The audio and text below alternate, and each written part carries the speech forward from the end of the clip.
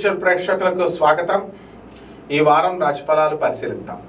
ఓం హ్రీంకారాసన గర్భితా నలసికాం సౌహక్లీం కళాంభిప్రతీం సౌవర్ణాంబరధార్ణీం వరసుధా ధౌతాం త్రినేత్రోజ్వలాం వందే పుస్తకపాశమంకుశధరాం స్రగ్భూషితాముజ్వలాం త్వాం గౌరీం త్రిపురాం పరాత్ప్రగళాం శ్రీచక్ర సంచారిణీం.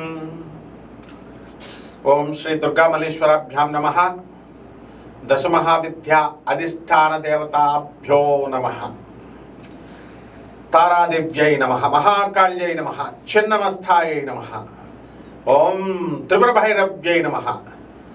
ఓం బగళాముఖ్యై నమః. రాజశ్యామలాయ నమః. మాతంగ్యై నమః. ధూమవత్యై నమః.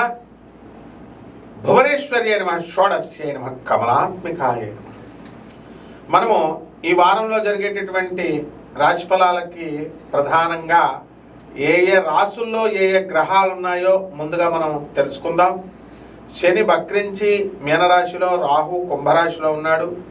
గురుడు మనకి ఈ యొక్క మిథున రాశిలోకి వెళ్ళడం జరిగింది. కేతు సింహరాశి. అలాగే రవి 15వ తేదీ దాటిన తర్వాత మనకి ధనుస్సు రాశి. ఇక శుక్రుడు, కుజుడు, బుధుడు వృశ్చిక రాశి సంచారం చేస్తున్నారు.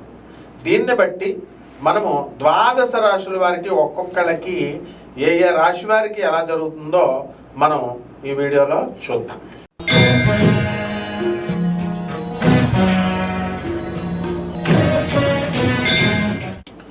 మేషరాశి. ఈ మేషరాశి వారికి అందరికీ కూడా ఏలినాటి శని జరుగుతుంది. కాబట్టి ఏలినాటి శనిలో అపనిందల పాలు అవ్వడం జరుగుతుంది. భార్యాభర్తల మధ్య ఒకళ్ళకొకళ్ళకి ఏం జరుగుతుందంటే ఈ యొక్క వివాదాలు, మనస్పర్ధలు రావడానికి ఇలాంటి వాటికి అవకాశాలు ఉంటాయి. అదేవిధంగా ఈ రాశి వారికి అందరికీ కూడా ఆదాయాలు గత వారం కంటే కొంచెం పెరుగుతాయి అని మనం చెప్పాలి. భాగ్యంలోకి వచ్చినటువంటి రవిగ్రహ ప్రభావం వలన మీకు ప్రభుత్వం సంబంధించినటువంటి పనులన్నీ కూడా పూర్తవడము ఇవన్నీ కూడా జరుగుతాయి. మరి ఈ యొక్క భార్యల వలన ఇబ్బందుల పాలవడము, అత్తగారుల వల్ల ఇబ్బందుల పాలవడం ఇలాంటివన్నీ కూడా జరుగుతూ ఉంటాయి. అలాగే ఈ మేషరాశి వారికి అందరికీ కూడా సంతానానికి సంబంధించి కొన్ని సమస్యలు రావడానికి అవకాశాలు ఉంటాయి.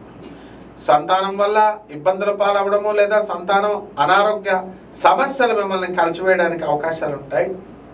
అదేవిధంగా ఈ యొక్క రాశి వారికి అందరికీ కూడా మనము ఖర్చులు అధికంగా ఉండడము, పనులు ఆలస్యంగా జరగడము ఇలాంటివన్నీ కూడా జరుగుతాయి.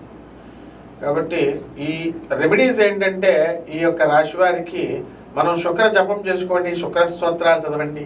శుక్రుడికి కిలోంపావు బొబ్బరల్ని ఆ యొక్క తెలుపు రంగు వస్త్రాలను ఇచ్చి పేద బ్రాహ్మణికి శుక్రవారం నాడు ఉదయం 6 గంటలకి దానం చేసుకోండి.